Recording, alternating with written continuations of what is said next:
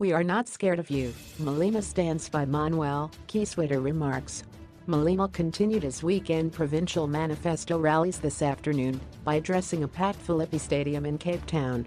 Manuel was the chair of the panel appointed by President Cyril Ramaphosa to interview and shortlist candidates for the position of SARS commissioner.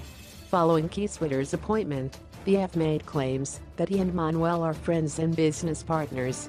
Manuel hit back and demanded a retraction from the F for what he said are false and racist statements, threatening to take the party to court. Reclaim the Western Cape.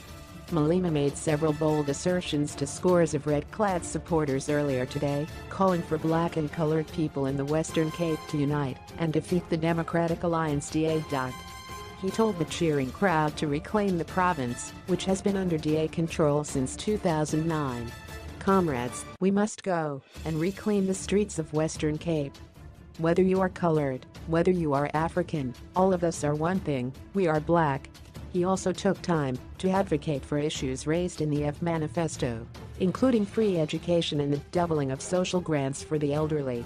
The social grants must be doubled because this thing of increasing the social grants with R10, you are playing games.